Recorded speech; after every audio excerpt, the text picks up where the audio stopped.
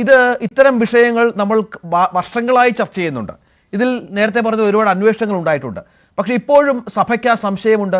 George ഉന്നയിച്ച വിഷയങ്ങൾ അല്ലെങ്കിൽ കത്തോലിക്ക സഭ ഉന്നയിക്കുന്ന വിഷയങ്ങളിൽ സമഗ്രമായ ഒരു അന്വേഷണം വേണം. അങ്ങനെ തെളിയട്ടെ, അല്ലെങ്കിൽ ഇല്ലെന്ന് തെളിയട്ടെ. അത്തരം ഒരു നിലപാട് ലീഗിനുണ്ടോ?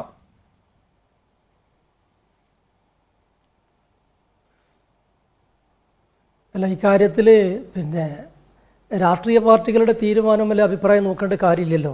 സത്യസന്ധമായി അന്വേഷണം നടന്നോട്ടെ. ഈ ജോർജ് വിളിച്ചു പറയുന്ന ഇത്തരം അബദ്ധജടിലമായ വസ്തുതാവിരുദ്ധമായ കാര്യങ്ങളെക്കുറിച്ച് ചർച്ച ചെയ്യുക എന്നുള്ളത് തന്നെ നമ്മുടെ ജീവിതത്തിലെ വിലപ്പെട്ട സമയം നഷ്ടപ്പെടുത്തുകയാണ്. ഇപ്പം നേരത്തെ നിങ്ങൾ പറഞ്ഞ കത്തോലിക്ക സഭയുടെ പ്രതിനിധിയല്ല, അദ്ദേഹം ജോർജ് രണ്ടാമനായിട്ട് ഈ കെന്നഡിയെ കൂട്ടാൻ പറ്റുള്ളൂ. കത്തോലിക്ക സഭയൊക്കെ എന്ന് പറഞ്ഞാൽ നല്ല മാന്യന്മാരായിട്ടുള്ള ആളുകളും നല്ല വിശ്വാസികളുമൊക്കെയാണ്. ഇവിടെ ജോർജ് പറഞ്ഞിട്ടുള്ളത് ഈ മീനച്ചിൽ താലൂക്കിൽ ആകെ 4 ലക്ഷം ആളുകളും 1 ലക്ഷം വീടും ഒക്കെയാണ് ഉള്ളത്. കൃത്യമായി കണക്കെടുത്താൽ കിട്ടുമല്ലോ.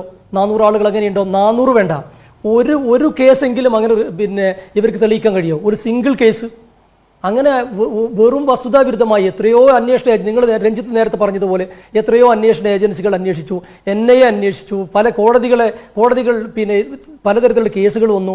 ഒരു കേസ് പോലും തെളിയിക്കാൻ പറ്റിയിട്ടില്ല. ഒരു കേസ് പോലും അങ്ങനെ ഉണ്ട് എന്ന് കണ്ടെത്താൻ പറ്റിയിട്ടില്ല. പിന്നെ വെറുതെ എന്തെങ്കിലും വിളിച്ചു പറഞ്ഞ് ഞാനും ഇവിടെ ജീവിച്ചിരിക്കുന്നുണ്ട് എന്ന് അറിയിക്കാൻ വേണ്ടി മാത്രം ചില ആളുകൾ മെനക്കെടുമ്പോൾ അതിന് നിയന്ത്രിക്കേണ്ടത് സർക്കാരും ഭരണകൂടവും പോലീസും ഒക്കെയാണ്. ഞങ്ങൾ ഇതിനെ കാണുന്നത് നിയമവിരുദ്ധമായ പ്രവൃത്തി, സമൂഹത്തിൽ വിദ്വേഷം ഉണ്ടാക്കുന്ന പ്രവൃത്തി ചെയ്തിട്ടുള്ള ആളുകളെ നിയമപരമായ രീതിയിൽ മാതൃകാപരമായി നിയമത്തിന് മുന്നിൽ കൊണ്ടുവന്ന് ശിക്ഷിക്കണം എന്ന് തന്നെയാണ് ഈ കാര്യത്തിൽ ഞങ്ങൾ സൂചിപ്പിക്കാനുള്ളത്. അല്ലാതെ വെറുതെ ഈ കെന്നഡിയെ പോലെയുള്ള ആളുകൾ സമൂഹത്തെ തെറ്റിദ്ധരിപ്പിക്കുകയാണ്. അദ്ദേഹത്തെ ഞാൻ വെല്ലുവിളിക്കുന്നു. ഒരു സിംഗിൾ കേസ് പറയാൻ കഴിയുമോ നിങ്ങൾക്ക്? നിങ്ങൾ നോക്ക്, ഈ PC ജോർജിന്റെ വീട്ടിൽ തന്നെ മതപരിവർത്തനം നടത്തിയിട്ടില്ലേ? എന്നാൽ അദ്ദേഹത്തിനെതിരെ കേസെടുക്കാൻ പറ്റുമോ? ഒരു ജഗതിയുടെ മകള് അദ്ദേഹത്തിന്റെ മരുമകളായി വരുന്നു. എന്നാൽ ആ മതത്തിൽ നിന്ന് മുന്നോട്ട് പോകട്ടെ, ജീവിക്കട്ടെ എന്ന് കരുതണ്ടേ? അവർ മാമോദിസ മുക്കി അൽഫോൻസ എന്ന് പേര് നൽകി മതം മാറ്റിയിട്ടുണ്ടല്ലോ. അങ്ങനെ ആരെങ്കിലും പരാതി പറഞ്ഞു? ഏതെങ്കിലും മതക്കാർ പരാതി പറഞ്ഞോ?